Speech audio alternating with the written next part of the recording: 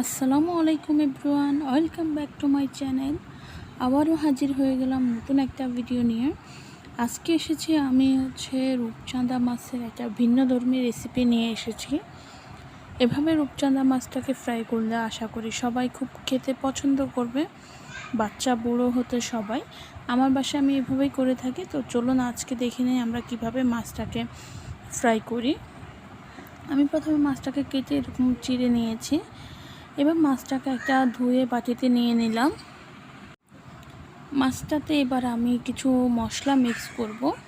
সেটার জন্য আমি এখানে একটা প্লেটে লবণ, হলুদ গুঁড়া, মরিচ গুঁড়া, পাপরিকা পাউডার, আদা গুঁড়া, রসুন গুঁড়া নিয়ে নিয়েছি। আপনারা চাইলে আদা বাটা, রসুন বাটাও দিতে পারেন, বাট আমার কাছে গুঁড়োটা ছিল তাই আমি গুঁড়োটা দিয়েছি। আর এই যে পাপরিকা পাউডার দেখতেই পাচ্ছেন, হাফ চা চামচ পাপরিকা পাউডার নিয়ে নিয়েছি, আদা গুঁড়া এবং এই যে রসুনের গুঁড়া। এগুলো যে কোনো সুপার শপে আপনি কিনতে পাবেন, দাম কিন্তু একদম হাতের নাগালেই 70-80 টাকা করে পড়ে, এর বেশি দাম পড়ে না। আমি এখন সবগুলো মশলা মাছের সাথে খুব ভালো করে এটাকে মিক্স করে নেব। মিক্স করে এটাকে ম্যারিনেট করে রাখবো 30 মিনিটের জন্য। তো ফিরে আসছি আমি 30 মিনিট পরে।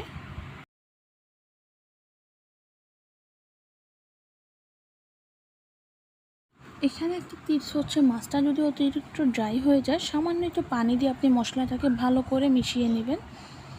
এবার আমি সরাসরি মাছটাকে ভাজার জন্য চলে যাব। আমি একটা ফ্রাই প্যান বসিয়ে নিয়েছি। ফ্রাই প্যানে আমি পর্যাপ্ত পরিমাণ সরিষার তেল দিয়ে নিয়েছি। অবশ্যই চেষ্টা করবেন সরিষার তেলে ফ্রাইটা করার জন্য। তেলটা গরম হলে আমি মাছগুলো দিয়ে দিচ্ছি। দেখতে পাচ্ছেন আমি দুটো করে মাছ একসাথে ভাজবো। অনেক বেশি সময় লাগবে না, টোটাল 5 মিনিট। 5 মিনিটে এপিট ওপিট করে মাছটাকে আমি একটু গোল্ডেন ফ্রাই করে ভেজে নিব। একদম পুড়িয়ে ফেলবো না, যেহেতু আমি এটার সাথে আলাদা একটু পেঁয়াজটাকে অ্যাড করব। তো দেখতে পাচ্ছেন আমার মাছটা কিন্তু অলমোস্ট ফ্রাই হয়ে গিয়েছে। আমি একটা প্লেটে তুলে নিচ্ছি।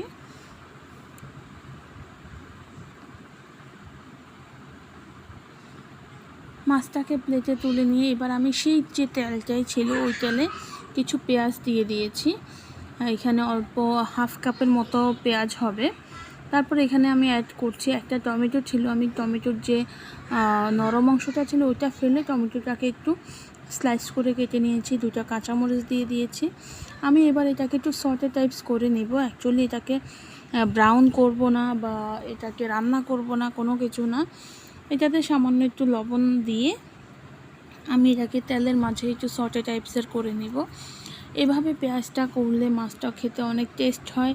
মানে মাছটা একদম জুসি থাকে, ড্রাই হয়ে যায় না। অনেক সময় দেখা যায় মাছ ফ্রাই করার পরে মাছটা একদম ড্রাই হয়ে যায়, যেটা খেতে গেলে একদম শক্ত শক্ত লাগে, ভালো লাগে না।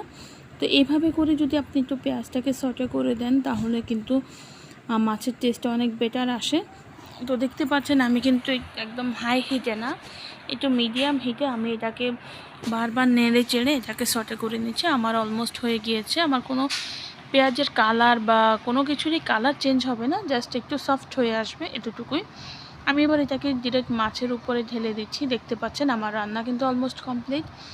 একদম সিম্পল একটা রেসিপি, একবার হলেও বাসায় ট্রাই করবেন। যদি ট্রাই করার পরে ভালো লাগে তাহলে অবশ্যই আমার চ্যানেলটাকে সাবস্ক্রাইব করবেন, বেল বাটনটাকে ক্লিক করে দিবেন যাতে পরবর্তী ভিডিওগুলোর নোটিফিকেশান খুব দ্রুতই পেয়ে যান। আর যারা অলরেডি সাবস্ক্রাইব করেছেন তাদেরকে অসংখ্য ধন্যবাদ। আপনাদের কোনো কিছু জানার বা কোনো রেসিপি যদি প্রয়োজন হয় অবশ্যই আমাকে কমেন্ট বক্সে কমেন্ট করবেন। আমি চেষ্টা করি আপনাদের সমস্ত কমেন্টের রিপ্লাই দেওয়ার, এবং আপনাদের কমেন্ট আমাকে অনেক অনুপ্রেরণা দেয়। ধন্যবাদ সবাইকে। এবার দেখে নিচ্ছি আমরা কি মাছের টেক্সচারটা কেমন। দেখতে পাচ্ছেন আমি কিন্তু পেঁয়াজটাকে একটু সরিয়ে পেঁয়াজটাকে দেখে নিব। এবার মাছটাকে দেখে নিচ্ছেন, দেখছেন কাঁটা চামচের সাহায্যে কিন্তু মাছটা একদম অনায়াসে চলে আসতেছে। মাছটা কিন্তু একদম হার্ড না। মাছটা দেখতে পাচ্ছেন, আসলে একবার হলেও ট্রাই করবেন বাসায়। আমার বিশ্বাস আপনারা নিরাশ হবেন না। একদম ফার্স্ট ক্লাস একটা রেসিপি। তো আজকে এই পর্যন্তই, দেখা হবে আবারও নতুন কোনো ভিডিওতে। আল্লাহ হাফেজ।